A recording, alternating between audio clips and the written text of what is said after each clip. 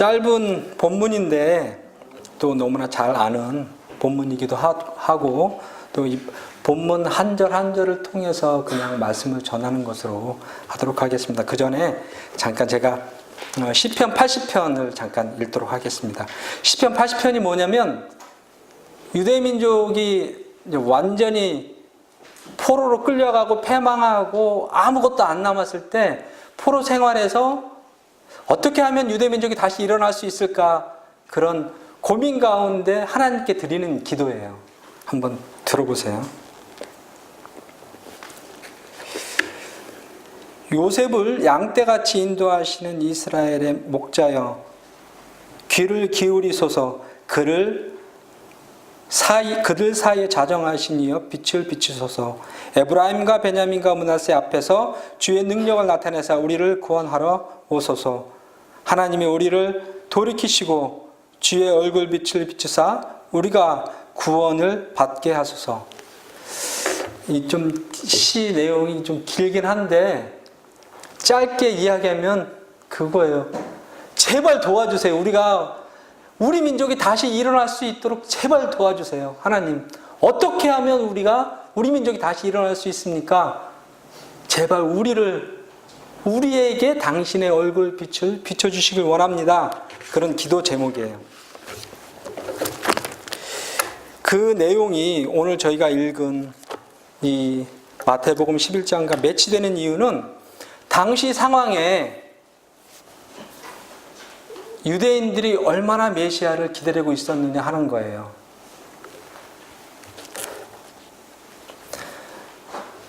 말라기서가 끝나고 나서 마태복음이 태어나기 그 전까지 400년 동안 아무리 열심히 기도하고 외치고 부르짖어도 하나님이 응답하지 않았던 그 400년 동안에 이스라엘 사람 어떤 사람들은 이미 하나님을 포기했던 사람도 있고 끝까지 하나님께서 우리에게 응답하실 것이다 라고 계속해서 기다리는 사람들이 있었어요. 그전에도 많은 사람들이 내가 메시아야, 내가 선지자야 하면서 이렇게 일어나서 반정부군이 되어가지고 정부에 이렇게 항거하는 그런 일들이 있었지만 금방 사라지고 금방 사라져서 많은 사람들이 실망을 했었죠. 근데 어느 날 세례 요한이 나타난 거예요. 근데 다른 사람들과 달리 이 사람은 광야에서 우리가 알고 있는 대로 약대의 옷을 입고 메뚜기와 야생꿀을 먹으면서 사람들에게 하나님의 말씀을 전한다. 이러니까 사람들이 좀 색다른데 하고서 막 여기저기서 몰려든 거예요. 근데 정작 세례 요한의 입에서 나오는 말은 자 이제 우리가 정부를 향해서 쳐들어가자가 아니라 너희들이 회개하지 않으면 절대로 하나님이 너희들을 돌아보지 않을 것이다. 그렇게 얘기했습니다.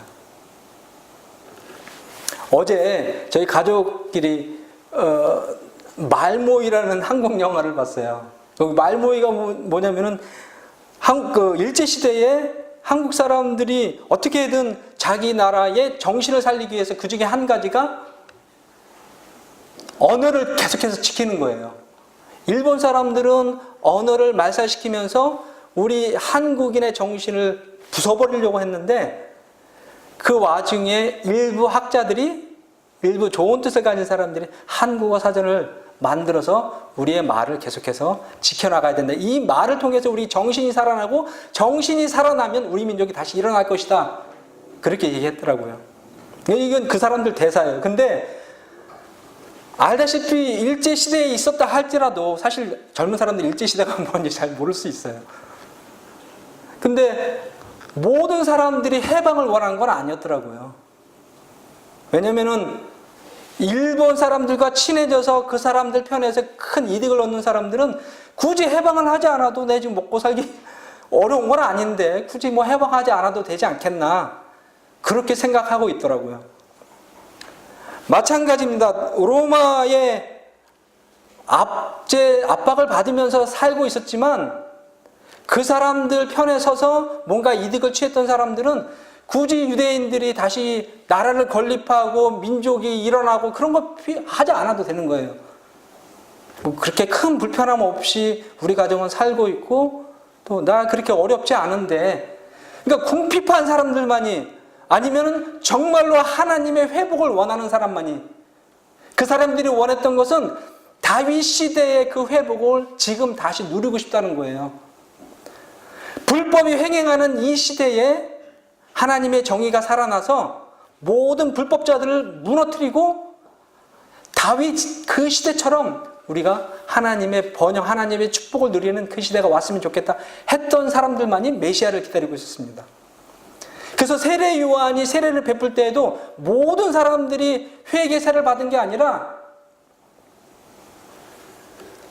세금 징수원들, 소위 말하는 이상하게도 그때 당시에 로마에 빌붙어서 사는 놈들이야라고 했던 그 사람들만 나는 죄인입니다 하고 회개의 세례를 받고, 오히려 바리새인들은 멀리서 구경만 하고 있었던 거예요. 참 아이러니하죠. 그들은 그렇게 그다지 유대민족의 독립을 원하지 않았던 것 같습니다. 오죽하면 메시아라고 자처해서 나왔던 그 예수 그리스도를 그 사람들은 예수 그리스도가 나타나면 안 돼, 메시아가 지금 이 시대에 나타나면 안 돼 라고 그 사람을, 그 예수님을 죽이려고 개혁을 했고 결국엔 죽이게 된 거잖아요. 요한하고 예수님은 친척간이, 사촌간입니다. 6개월 먼저 세례 요한이 태어났어요. 물론 우리나라 여기하고 다를 수도 있겠지만 누군가 친척 동생이 태어났다는 거 잘하면서 저 사람이 누구라는 거는 몰랐겠습니까? 세례 요한이 광야에서 세례를 줄 때 어느 날 예수님이 그 사람에게, 세례 요한에게 세례를 받으러 왔어요. 근데 그때 하늘에서 성령이 비둘기 같이 하나님의 아들 위에 내려앉으면 그 사람이 내가 지정하는 사람이다 이미 알고 있었어요, 세례 요한이. 근데 자기 친척 동생한테 그게 내려오는 거예요. 그리고 하늘에서 이는 내 사랑하는 자니 너는 저의 말을 들어라, 이런 이적까지 보여주는 그 상황 속에서 안 믿을 수가 없는 거예요. 혹시 여러분 주변에, 아니면 여러분 주변에 옆에 계신 분이 나중에 천국 갔는데 내가 바로 너의 천사여서라고 말할 수 있는 사람이 있을지도 모르겠어요. 근데 그때 당시에는 이 세례 요한은 너무 충격을 먹은 거예요. 메시아는 내 주변에 있는 사람이 아니어야 되는데, 지금 이 요한이 어디에 있냐면 헤롯의 그 감옥에 있습니다. 헤롯이 자기 동생의 부인과 결혼을 하는 바람에 이 정의가 살아있는 이 요한이 가만히 있을 수 없죠. 막 뭐라고 하니까 결국엔 감옥을 갇히게 된 거예요. 근데 감옥에서도 이 사람의 관심은 뭐였냐면 과연 예수가 정말로 하나님의 아들인가, 메시아인가, 그거에만 관심이 있었어요. 그래서 제자들을 통해서 계속해서 듣고 있었습니다. 예수가 어디가 뭘 했더라, 병자를 고쳤더라, 뭘 했더라, 복음을 전했더라. 그런데도 이 사람은 아직 못 믿고 있는 거예요. 정말인가? 그 두 사람을 예수님한테 보냈습니다. 선생님이 말하기를 정말로 당신이 오실 그 메시아 그 사람이 맞습니까? 아니면 딴 사람을 기다려야 합니까? 세례 요한의 그 강한 믿음을 가지고 있는 그 사람도 예수님을 믿지를 못한 거예요. 여러분은 근데 신기하게도 우리는 그분이 메시아라는 걸 믿어요. 맞습니까? 우리는 한 번도 예수님을 직접 육신으로 본 적도 없는데 그분을 믿고 있어요. 그 강한 믿음을 소유했던 세례 요한도 믿지 못해서 사람이 다시 한번 확인하고 다시 한번 확인한 그 사람도 엉뚱하게 예수님을 믿지 못한 그 상황에서 우리는 지금 현재 예수님을 믿고 있다는 거예요. 이게 하나님의 은혜가 아니면 이루어질 수 없는 거죠. 한 번도 보지 못한 예수님의 육신의 얼굴을 내가 정말 그분과 말 한 번 섞지도 못했는데 내가 예수님을 믿고 있어요. 하나님의 은혜가 아니고서는 설명할 수가 없죠. 많은 것들이 성경에서는 하나님의 은혜가 아니면 설명할 수 없는 것들이 많이 있습니다. 여기 있는 많은 분들이 성경을 체험했을 거라고 생각합니다. 그런데 사람들에게 설명할 수는 없어요. 그런데 나는 알아요. 여러분들은 알아요. 성령이 어떤 분이신지.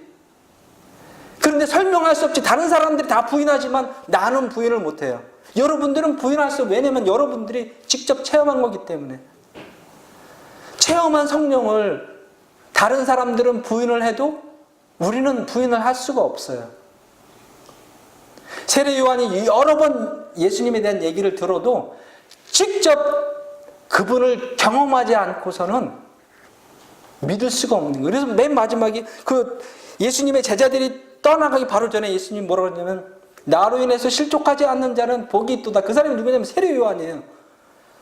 아이고, 나 때문에 넘어지지 않으면 다행이다. 내가 너의 친척이고 친척 동생이고 네가 이미 나를 알고 있으면 유대 온 민족의 몇백 년 동안 기다렸던 그 메시아가 난데 그게 나라는 것 때문에 넘어지지 않는다면 너는 참 복된 사람이다. 이렇게 얘기를 하고 있습니다. 그런데 그 제자들에게, 세례 요한의 제자들에게 예수님이 뭐라고 대답하시죠? 나야! 딴 사람 기다릴 필요가 없어! 라고 얘기하시지 않고, 때로는 진리가 우리 말로써 증명이 되는 게 아니고 우리가 한 행동으로 증명이 됩니다. 그 결과로서.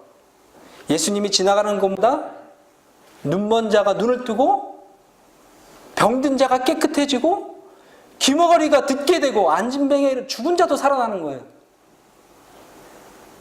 이런 일들이 일어나는데 나야 이렇게 수백 번 외치는 것보다 더 큰 증거 자료가 어디 있습니까?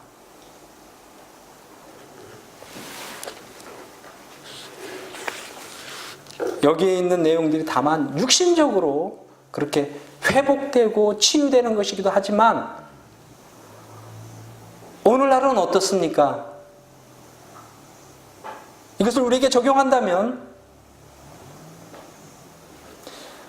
상처된 마음, 핍박받아서 어려운 마음들이 치유되고 회복되어야 한다는 거죠. 예수님 앞에 있을 때 예수님이 지나가는 곳마다 그런 회복과 치유와 용서가 일어나는데 그게 일어나지 않는다면 우리는 지금 하나님 앞에 있는 게 아니라는 거예요. 하나님이 여기 계심에도 불구하고 그런 일이 일어나지 않는다. 그럴 수 있습니다.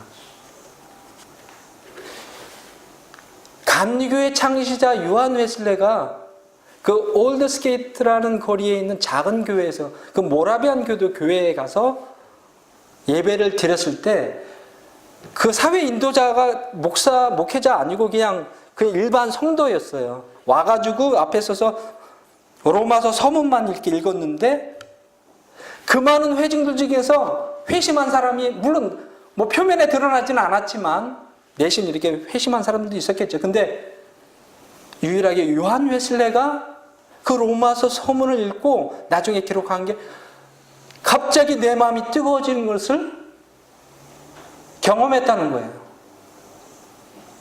그 많은 사람들 가운데 왜 하필이면 요한 웨슬레만 변화되었겠습니까? 준비된 사람입니다. 그 사람은 오래전부터 번민을 하고 있었어요. 어떻게 하면 하나님께 가까이 갈 수 있을까? 어떻게 하면 제대로 된 구원을 받을 수 있을까? 자기가 조지아에 가서 선교사로 일을 했을 때도 불구하고 실패하고 돌아오는 길에 풍랑을 만났는데 너무 무서워서 죽을 것 같은데 그 풍랑을 만난 배 안에서 기도하고 찬송하는 사람들이 있었어요. 모라비안 교도들이에요. 나는 선교사로 가고 있었는데 너무 무서웠는데 그 사람들은 평안하게 노래 찬양을 하고 있는 거예요.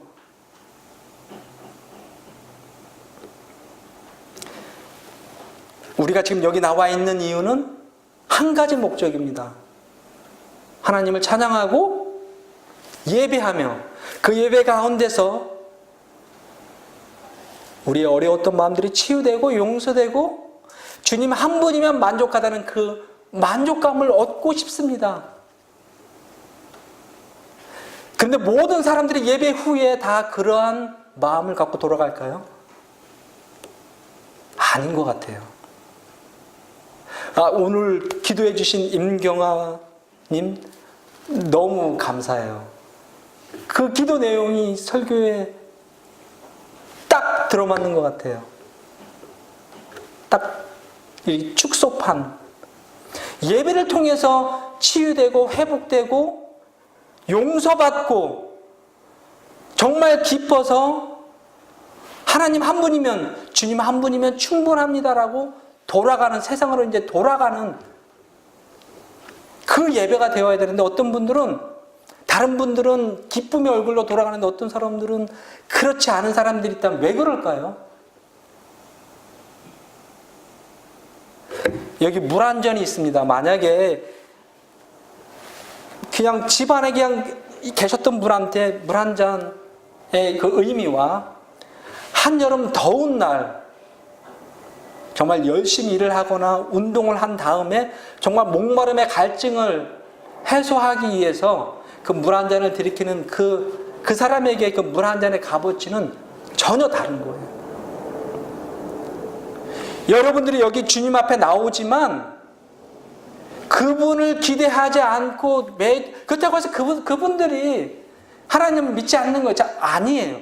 잘못된 그리스도인도 아닙니다. 매주일마다 교회 나와서 앉아있고 찬양하고 때가 되면 뭐 기도하는 식 기도하고 때로는 이따가 음식 묵상도 하고 주일뿐만 아니라 주중에 집에 앉아서 말씀도 보고 기도도 하고 할 수도 있어요. 그렇지만 지난 월요일부터 주님 앞에 나오기 전까지 그 사람 마음 안에 완전한 마음으로 주님을 갈망하지 않으면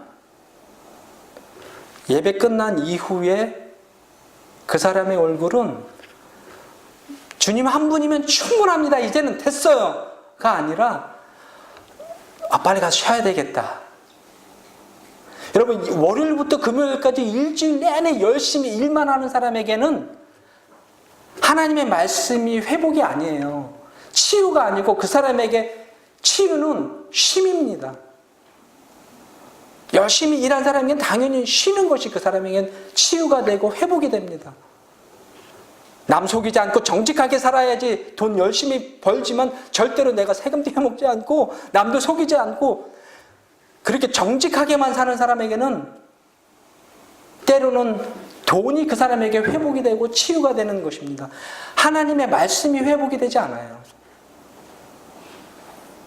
때로는 성실하게 사는 사람에게는 스스로의 인정, 타인, 저 사람 정말 훌륭한 사람이야, 저 사람 성실해 라고 하는 그 인정이 그 사람에게는 치유고 회복입니다. 하나님의 말씀이 아니에요.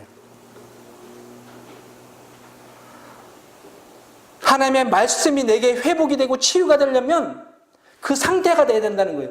열심히 일한 사람이 물 한 잔을 정말 소중하게 생각하는 그 상태가 되는 것처럼 하나님의 말씀으로 일주일 내내 처절하게 싸우고 와서 하나님 앞에 앉아있는 사람만이 하나님의 말씀이 회복이 되는 거예요. 히브리서에서는 히브리서 그 기자가 그렇게 정확하게 제가 외우지 못해 그렇게 얘기합니다. 너희가 아직까지는 피 흘리기까지 죄와 싸우지 아니하였노라. 그러나 형제들이 내가 권면하는 피 흘리기까지 싸우라는 거. 죄와. 야 대충 내가 나쁜 짓 하지 않으면 되지. 외관적으로 눈에 보이지 다른 사람들을 비방하지 않을 정도만 살면 되지가 아니라 피 흘리기까지, 이건 그냥 영적으로 생각하는 그 피 흘리기까지가 아니라 육신적으로 처절하게 싸우라는 거예요. 죄에 대항해서 처절하게. 여러분, 때로는 어떤 사람들은 가난해진 것이 두려워서 그냥 세상과 타협하는 사람들이 있습니다. 네, 이렇게 하면은 좀 우리 애들은 어떻게 먹고 사나. 더군다나 이민자 생활에서 내가 이게 조금 그래 양보할 수도 있지만 그러면 우리 가족들은 가난해지는 게 두려워서 세상과 어느 정도 적당히 타협하고, 그렇다고 내가 나쁜 짓을 하는 것도 아니고. 그러나 성경은 분명히 말하지만 죄와 피 흘리기까지 싸우라고 합니다. 이런 사람들이야말로 월요일부터 금요일까지 처절하게 하나님의 말씀을 붙들고 살고 나서 주일날 왔을 때 당연히 그 사람에게는 하나님의 말씀이 치유가 되고 회복이 될 수 있겠죠. 그런데 그렇게 살지 않으면 매주일 나와도 하나님의 말씀은 절대로 치유가 되지 않습니다. 저는 이 말씀을 준비하면서 그 말씀 후반절에 이렇게 말씀하시더라고요. 그래, 요한에 대해서 설명하는데 예수님이 그렇게 얘기했어요. 너희가 도대체 뭐 때문에 무엇을 보러 광야에 나갔더냐? 좋은 옷을 입은 사람이냐? 바람에 흔들리는 갈대냐? 선지자니라. 하나님의 말씀을 듣기 위해서 나갔다. 여러분들이 여기 나온 이유가 있죠. 치유와 회복을 받기 위해서 왔는데 그게 아니고 다른 목적을 가지고 왔다면 예배가 끝난 이후에도 여러분의 얼굴은, 여러분의 마음은 빨리 가서 쉬고 내일 뭐 할 거 준비하고 다음 주에 또 와야지, 이곳으로 끝입니다. 성경에서는 좁은 길을 걸어가라고 그래요. 다른 사람들은 다 넓은 길로 가지만 너는 좁은 길로 가라. 왜 하필 나만? 그런데 기꺼이 일주일 내내 기꺼이 주님과 좁은 길에서 동행하고, 어려워도, 여러분 어려움은 예수님이 있다고 해서 안 찾아오는 건 아니에요. 불행은 예수님이 계셔도, 함께 계셔도 찾아오는 거예요. 다만 예수님과 함께 그 불행을 견뎌내고 이겨내는 겁니다. 예수님이 그 불행 가운데서 내게 힘을 주셔서 견뎌낼 수 있도록 하시는 것이지, 내가 예수님, 어떤 사람이 당신 예수님 믿으면 절대로 불행해지지 않아. 이제부터 행복 시작이야. 여기서 말하는 행복은, 불행은 육신적인, 눈에 보이는 그런 것들을 말하는 겁니다. 예수님 믿어도 어려운 일 닥치고, 불행이 닥치고, 자녀들이 속색이고, 회사에 문제가 생기고 고통이 따릅니다. 그러나 그 좁은 길에서 예수님과 함께 일주일 내내 견뎌내고 주일날 앞에, 주님 앞에 나왔을 때, 그때 말씀이 정말 시원한 물 한 잔이 될 수 있는 거죠. 나를 치유시키고 회복시킬 수 있는 말씀이 되는. 근데 그렇지 않고 넓은 길로 남들하고 같이 이 좋은 세상을 즐기면서 살다가 주님 앞에 왔을 때 하나님의 말씀이 치유가 되는 게 아니고 다음 주일날 또 와야지, 이렇게 되는 겁니다.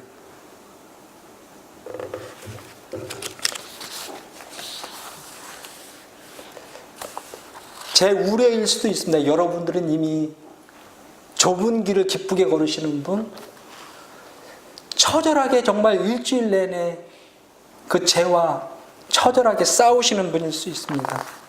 그러나 혹시라도 이 안에 어떤 분이 예배를 드려도 왜 내 마음은 시원하지 않고 남들이 느끼는 그 회복은 왜 내게 없는 걸까? 남들이 난 이제 치유됐어, 하나님 말씀으로 치유됐어, 하나님 한 분이면 좋게, 근데 왜 나는 이 돈이면 충분해, 그렇게 생각하게 되는 거죠. 이 정도 컨디션이면 나는 만족해, 왜 이렇게 할까?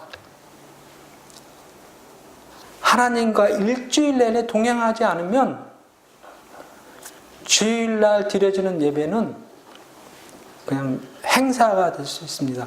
나는 직장인이 아닌데요.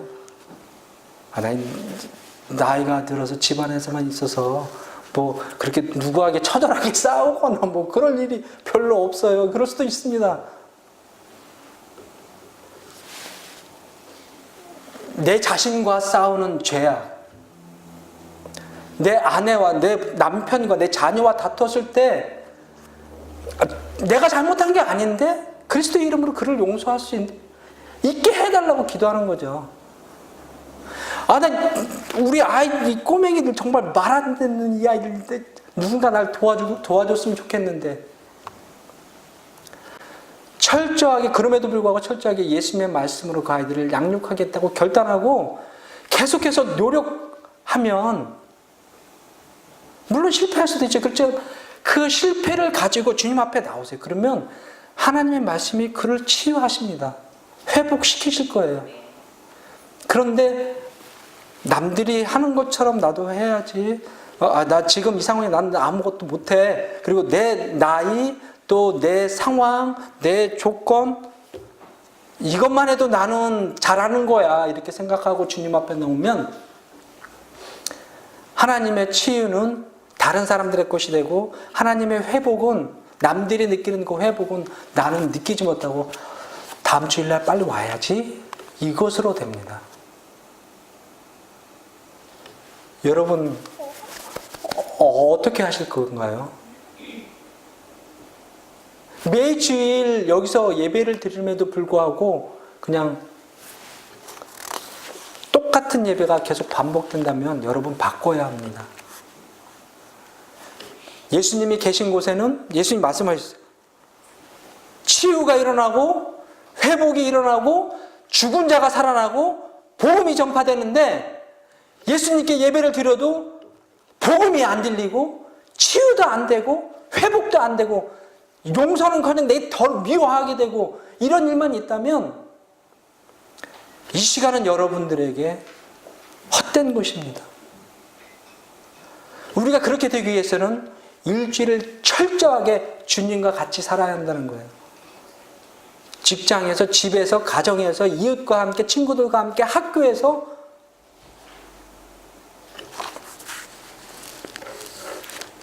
길어졌는데 한 가지 예화만 들고, 예화라기보다는 제가 너무 존경하고 좋아하는 한 가정이 있는데